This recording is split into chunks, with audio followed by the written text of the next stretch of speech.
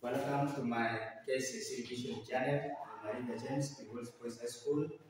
Kindly subscribe, click the notification bell, you get notified once I upload a new video. Today we are looking at Form 4 work, kcse revision, and that is the extraction of metals. The extraction of metals, normally this is a structured question which is tested in paper 2. We have types of metals. We have extraction of sodium metal, extraction of aluminium metal, copper, iron, zinc, and also lead metal. Today we wanted to look at the extraction of sodium metal. In extraction of sodium metal, the main thing that you need to know first, it is the ore. The ore is a substance that contains the metal. So what is the ore? So the ore in which the sodium metal is extracted from. So we have different ores, but we have the major ore, or we call it the chief ore. So we have a rock salt. We have a rock salt, and this rock salt is the formula, is sodium chloride. Then we have the salt platon. This one is a compound of sodium nitrate, and then we have a trona, and this is where we have sodium carbonate, sodium hydrogen carbonate, and of course the water molecule. So the chief ore, or the main ore where sodium is extracted from sodium chloride. So this one here, it is the chief. This is the chief ore. The ore from where sodium is extracted from, mainly it is extracted from the chief ore. Now from this chief ore, there is a method of extraction of this sodium metal. Sodium is normally extracted by the downcells process. So the method of the extraction is the downcells process, whereby the method is extracted, sodium metal is extracted by a process of electrolysis of sodium chloride. In this cell, you can look at my diagram here. We have these cells of the sodium chloride, the down cells process, where we have this cell, where we have now, we introduce the sodium chloride on the top. That is the chief ore from where the sodium metal is being extracted from. And therefore, inside here is where the process of electrolysis takes place, until we get sodium separated here or extracted as a molten sodium. But before here, in this cell, you can see that the amount of electricity required is very high. The amount of current required for the extraction of this sodium metal is very high. So we have a current of 30,000 amperes is passed through this cell for the process of electrolysis of sodium chloride. Now, what is the purpose of this high amount of electricity? So the high amount of electricity, one, is to decompose the ore. So we require this high amount of electricity to decompose the ore, and the ore in this case we are talking of the sodium chloride, and again we require this very high temperature or the high amount of current, high amount of electricity to maintain the ore in the liquid state. So a large quantity of electricity is required in this process because sodium chloride must first be electrically melted before it is being electrolyzed and kept in the molten state. So sometime a candidate will be asked to give a reason why there is a high amount of electricity in this cell. So the high amount of electricity in this cell is just, we know that sodium chloride must first be melted before the process of electrolysis, and therefore it requires a large amount of energy. So in this cell, we are just used this fused sodium chloride, and we have not used the an aqueous sodium chloride in this case. So if you will be also required to give a reason why the aqueous sodium chloride is not suitable as an electrolyte for this experiment, for the manufacture of sodium in the down process, because instead of the production of instead of the production of when this, when you separate sodium and chlorine, you will have sodium ions. The sodium ions are positive, which can migrate to the cathode. So the sodium will just migrate to the cathode, and instead of this charge now, we can have sodium. Instead, the hydrogen gas is produced, and that is the reason why the aqueous sodium chloride is not suitable for the manufacture of sodium in this downcells process, because the hydrogen gas is normally produced. And again, you can also be asked to give another industry which can be placed near the plant of extraction of this sodium product. What you normally look at is the byproduct. What is being produced here? From these down cells, the chlorine gas is produced. So there are various uses of chlorine gas. One use of chlorine gas is used in the large-scale manufacture of hydrochloric acid. So a plant or an industry which is used for the large-scale manufacture of hydrochloric acid is normally placed or built in an next where we have the extraction of sodium metal, because there is chlorine which can be used as a byproduct in this case, which can be used for the manufacture of sulfuric acid. So now let us come to this cell. In this cell, the features of this down process, you can look at here, we have the sodium chloride. So we introduce the sodium chloride from the top, and make this one is the O, where the sodium is extracted from. The process of electrolysis will take place here. Sodium chlorine will now separate. Sodium will now separate to sodium ions and chloride ions. So we can have the sodium in this cell where the process of electrolysis will take place. And then now, when sodium and chlorine separate, we have a product which normally comes out. And the product which normally comes out first, we can have a chlorine gas which comes out through the hood. And remember, this chlorine is a very poisonous gas. It's not allowed to escape into the atmosphere. So there is a process of controlling this gas not to go into the atmosphere, and that's why we have a large-scale manufacture of hydrochloric acid must be built near this plant, such that you can use this chlorine gas to prevent it from the atmosphere. Since the gas is very hazardous, it is very poisonous in the atmosphere. So in this cell, you can have a chlorine gas which is escaping through the hood. And of course, now another very important feature you can have here is the steel diaphragm. So we have the steel diaphragm. And the purpose of this steel diaphragm, once the product of sodium and chlorine has been separated, a steel diaphragm is suspended in between to prevent sodium and chlorine from recombining. So you have, this is a steel diaphragm here, a steel diaphragm, to prevent the product of this sodium chloride, which is sodium and chlorine from recombining. So we have, sometime you will be asked now to give the purpose of this steel, the steel wire diaphragm. So the steel wire diaphragm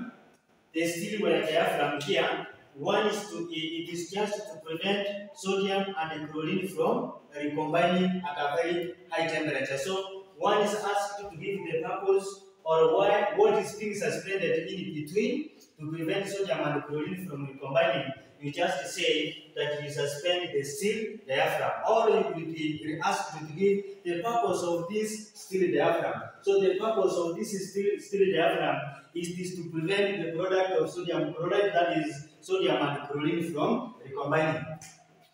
Then now, looking at this steel diaphragm, we have another very important feature. Another important feature is where we have the electrolytes. The electrodes, where we have the cathode, which is positive, which is negative, and then we have the anode. We have the anode here. We have the anode. The anode is here, so we can have the anode. We have the graphite anode here, and then we have the steel cathode on this side. So what are you supposed to know? That if you can have sodium and chlorine, when sodium separates to chlorine, you will have sodium ions, which is positive. The positive ions will be attracted to the negative cathode. So the chlorine ions will just migrate to the to the cathode because they are negatively charged and the cathodes are negatively charged, as you can see. Then the chlorine gas, you can also have the chloride ions, which is negative. Negative chloride ions will normally migrate to the anode, whereby now the chlorine gas will be produced. So a candidate will also be asked to write the equation that takes place in the electrodes. So at the anode, we normally have the chlorine gas. So if you require to write this equation, you write this equation now, whereby we have the chlorine gas produced at the anode because the anode is positive and the chloride ions is negative. So a negative will just be attracted to the negative ions will be attracted to the positive, and the positive ions will be attracted to the negative, in this case the cathode. So at the anode, the chlorine gas is produced. At the cathode, we have the sodium ions which are positive, and the cathode here in this case is negative. So the sodium ions will just migrate to the cathode, whereby now the sodium ions are discharged, and therefore we produce, there is sodium liquid is produced here. Now, at this tank, you can see a smaller tank here on my right hand side. You can see a smaller tank. Once this at the cathode, once the sodium ions has been discharged, we have this sodium as a liquid is collected at this tank. So in this case here, you will have a molten sodium ions which is being collected there. So sometimes somebody will also require you to give some properties that makes this sodium, a molten sodium, to be collected as shown on this diagram. So what property that makes this sodium to be collected are shown here. So the property that makes sodium to be separated from electrolyte or being collected as this one here, one, it has a less denser than molten sodium chloride. So inside here, the sodium which is being collected here, it is less denser than molten sodium chloride. Number two, this sodium, it has a low melting point. So it has a lower melting point than that of sodium chloride. So those are normally the two properties where, when we have been asked to give the reasons why or the properties that makes this sodium to be separated or to be collected by this method, you say it has a less denser than molten sodium chloride, and therefore it has a lower melting point than molten sodium chloride. In this cell, during the extraction of sodium chloride, the sodium chloride, it has a very high melting point. In fact, it has a high melting point of 800, so around 1000 to 800. So in this process, the process of electrolysis will not be carried out at this very high temperature because it is very expensive to obtain. So what is being done to lower the melting point? So alongside having this sodium chloride, a salt of calcium chloride is being added to lower the melting point from around 1000 to 600 or from around 800 to 600. So sometimes you will be having, that's why we have a fused calcium chloride. So the purpose of this calcium chloride is normally to lower the melting point of sodium chloride from around 1000 to 800 or 1000 to 600. Because carrying out the process of electrolysis at that very high temperature is very expensive. So somebody will also require you to give the reasons why, or to state the reasons why we have this calcium chloride here. So calcium chloride, number one, it makes impure. Once it makes this one impure there, therefore it lowers the melting point from 800 to 600. Hence, it reduces the cost of electricity required to melt or to minimize the cost. You understand in Form 2, the effect in Form 1, the effect of impurity, the effect of impurity on the melting and boiling point. So this calcium chloride can be added there as an impurity, and normally it lowers the melting point. So this one, it makes the process more economical because now the process of electrolysis can be carried out at a temperature of 800 to 600. Now, you can also have on this diaphragm, the down cells, we have alongside here, we have an iron wall. The iron wall, this one here, which is filled with the fire bricks. So we have this iron wall. When you move around here, this region here, so we have these regions. We have these regions here, like that, all through. In this region, we call it the iron, which is lined with this one here. It is a wall. It is this wall which is filled with the fire bricks. And what is the purpose of this fire bricks? You know, the process takes place here. If the temperature is very high. So why do we have the iron wall filled with the fire bricks? Number one, it is to maintain the high temperature. So it is to maintain the high temperature. And so that electrolyte does not solidify. So it is normally maintaining this high temperature such that the electrolyte does not solidify, or to keep this sodium to remain in a molten state.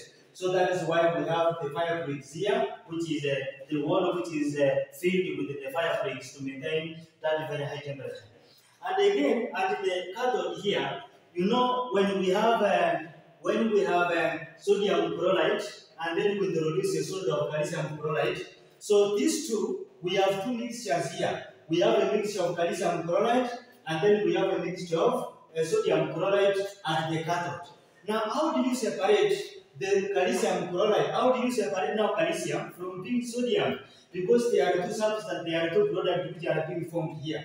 There is a product of sodium in a liquid form, and at the same time, there is a product of calcium which comes as a result of the addition of this calcium chloride to lower the melting point. So, how is it being separated? So, the calcium which is discharged at the cathode can be separated because the property that makes it to be separated now, it is because calcium has a higher melting point. So, on cooling, it solidifies out fast. So, when you compare the melting point of sodium and calcium has a higher melting point. It has a higher melting point than that of sodium. So when cooling, it will solidify. It will form the crystals faster than sodium. In that process, now it is being separated. Then again, calcium is denser than sodium. Once it is denser than sodium, it can therefore be separated from this sodium. Now, what is now the advantage of this process, the down process? The advantage of this process, so you can also be required to give advantages of the down process. One, sodium obtained as a high degree of purity is very pure. In fact, you can obtain sodium here at around 95%, 96%. So that is the one advantage of this down process. And again, the starting material for the extraction of this sodium, which is sodium chloride, is very cheap. Is readily available and is very cheap. And also, the chlorine obtained is useful as a byproduct. As you can see, we have chlorine which can be obtained from here. It can be a useful byproduct whereby it can be directed to the plant of a large-scale manufacture of hydrochloric acid, where can be used as a starting material. Now, what are now some of the uses of this sodium? Uses of sodium, maybe you will be required to give 2 uses of sodium metal or 3 uses of sodium. So you can say that sodium is used in vapor lamps. So you can also have used as a reducing agent in extraction of titanium chloride. So it can be used as a reducing agent, whereby it will combine with that chlorine, and then the process now titanium is being separated. We can also have a formation of tetraethyl lead. The tetraethyl lead normally is used in engine. It can also be used in vehicles. So that's a very good summary of the extraction of sodium. Kindly follow my channel, click the notification bell. You get notified once I upload a new video. In my next video, I will be uploading the extraction of aluminium metal.